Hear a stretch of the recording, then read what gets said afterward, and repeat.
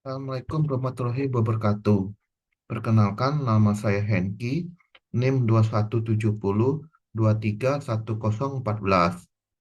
Dalam kesempatan ini, saya akan merepresentasikan yaitu tentang evaluasi QoS dan manajemen bandwidth dalam jaringan.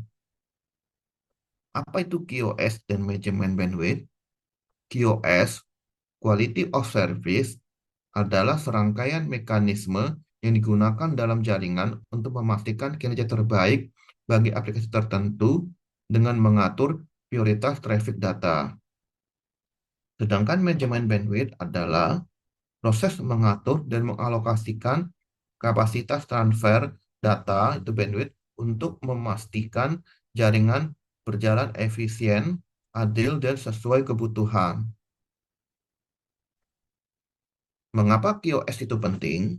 Satu, QoS dapat mendukung aplikasi real-time seperti VoIP, video conferencing, dan streaming.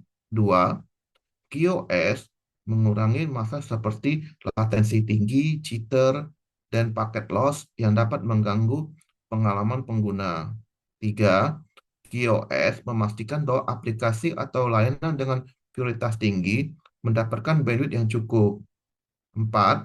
Dengan QoS, pengguna mendapatkan koneksi yang lebih stabil, cepat, dan berkualitas. 5. Dengan QoS membantu memanfaatkan bandwidth secara optimal tanpa perlu peningkatan kapasitas bandwidth secara besar-besaran. Parameter utama QoS. Parameter QoS adalah ukuran-ukuran yang digunakan untuk mengukur kualitas layanan QoS dalam sebuah jaringan. Parameter ini membantu kita memahami seberapa baik sebuah jaringan dalam mengirimkan data, terutama untuk aplikasi yang sensitif terhadap waktu, seperti panggilan video atau game online.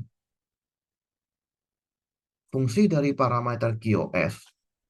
Satu, memastikan aplikasi kritis mendapatkan prioritas. Dua, mengoptimalkan pengalaman pengguna. Tiga, membantu menganalisis performa dan kebutuhan jaringan. Parameter utama QoS yaitu terdiri dari satu, latensi atau delay, dua, jitter, tiga, throughput, empat, packet loss, lima, bandwidth. Di sini kita akan membahas satu persatu. Kita akan mulai dari latensi atau delay. Latensi atau delay yaitu waktu yang dibutuhkan data untuk sampai dari sumber ke tujuan.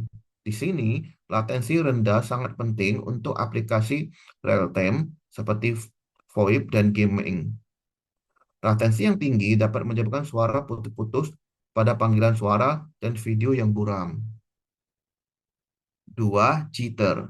Jitter adalah variasi waktu antar paket data yang diterima. Jika jitter rendah memastikan kualitas audio dan video yang stabil. Begitu juga jika jitter yang tinggi dapat menyebabkan suara atau video menjadi tidak stabil. Tiga, throughput. Throughput adalah jumlah data yang dapat ditransfer per detik.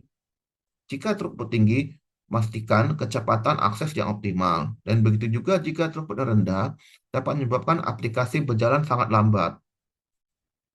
Empat, packet loss.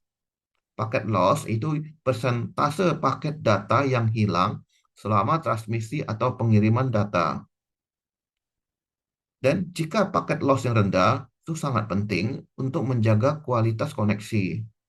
Dan sebaliknya jika paket loss dapat menyebabkan data hilang atau menyebabkan aplikasi meminta pengiriman data ulang. 5. Bandwidth, yaitu kapasitas maksimum data yang dapat ditransfer dalam jaringan.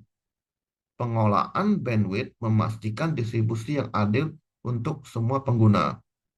Semakin lebar pita bandwidth, semakin banyak data yang bisa ditransmisikan dalam waktu yang sama. Selanjutnya, hubungan antara bandwidth dengan parameter QoS lainnya.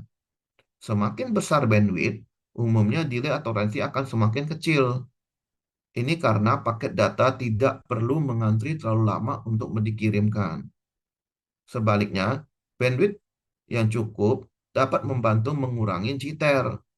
Ketika bandwidth memadai, paket data dapat dikirim secara lebih konsisten, sehingga mengurangi variasi waktu antara kedatangan paket data.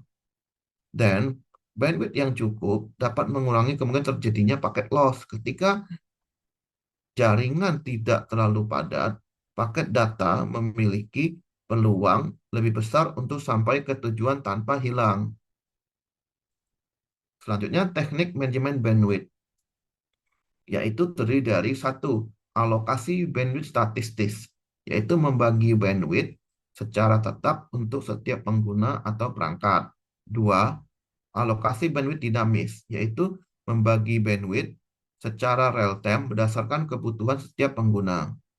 Tiga, mekanisme antrian, yaitu mengatur aturan paket data yang akan diproses. Tiga, shaping, yaitu mengatur laju pengiriman data untuk mencegah terjadinya boost traffic atau aliran data yang tiba-tiba melonjak. Lima, policing, yaitu membatasi laju pengiriman data dari setiap pengguna atau perangkat. Manfaat menggunakan teknik manajemen bandwidth. Satu, kinerja jaringan yang lebih baik, yaitu aplikasi berjalan lebih lancar, latensi rendah, throughput yang tinggi. Dua, penggunaan bandwidth yang efisien, yaitu menghindari pemborosan bandwidth. Tiga, kualitas layanan yang lebih baik, yaitu memastikan aplikasi kritis mendapatkan prioritas. Empat, keamanan jaringan dapat digunakan untuk membatasi akses ke sumber daya jaringan tertentu.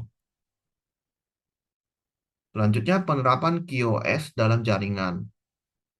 Jika diterapkan dalam jaringan perusahaan, biasanya digunakan untuk VoIP, video conference, aplikasi kolaborasi, dan juga jika diterapkan dalam jaringan provider, biasa digunakan untuk layanan broadband dan layanan video streaming. Dan selanjutnya, jika digunakan dalam layanan nirkabel, biasa digunakan untuk jaringan Wi-Fi, 4G maupun 5G. Teknik penerapan QoS, yaitu satu, klasifikasi lalu lintas, yaitu mengidentifikasi dan mengklasifikasikan jenis lalu lintas yang berbeda, misalnya suara, video, data, untuk menentukan mana yang prioritas. Dua, alokasi bandwidth, yaitu membagi bandwidth secara dinamis atau statis berdasarkan prioritas kelas lalu lintasnya. Tiga, mekanisme antrian, yaitu mengatur paket data dalam antrian berdasarkan prioritas. Empat, shaping, yaitu mengatur laju pengiriman data untuk mencegah terjadinya boost traffic. Lima, policing, yaitu membatasi laju pengiriman data dari setiap pengguna atau perangkat.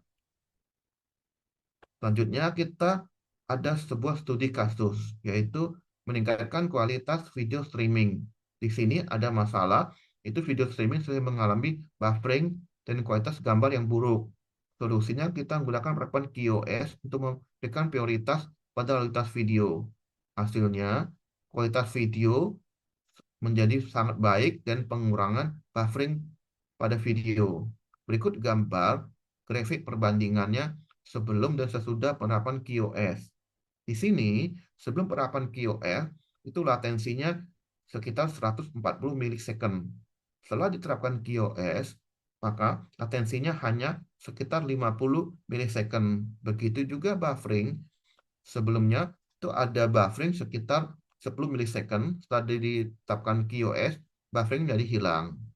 Dan kualitas video pun sebelum diterapkan QoS, kualitasnya hanya sekitar 60%. Setelah diterapkan QoS, kualitasnya meningkat menjadi 90%. Tantangan dan solusi implementasi dalam QoS. Satu, tantangan kompleksitas dan konfigurasi QoS. Dua, interoperabilitas. Tiga, skalabilitas. Empat, pemantauan dan pemeliharaan. Solusinya, satu, perencanaan yang matang. Dua, gunakan alat yang tepat. Tiga, standarisasi. 4. Pelatihan. 5. Pemantauan yang berkelanjutan. Kesimpulan, QoS sangat penting untuk mendukung aplikasi modern. Manajemen bandwidth itu untuk memastikan distribusi yang adil dan efisien. Evaluasi QoS secara rutin dapat membantu meningkatkan performa jaringan. Demikian presentasi yang saya sampaikan saat ini. Apabila ada kekurangan dan kesalahan, saya mohon maaf sebesar-besarnya. Dan akhir kata, saya mohon pamit. Saya ucapkan Assalamualaikum warahmatullahi wabarakatuh. Terima kasih.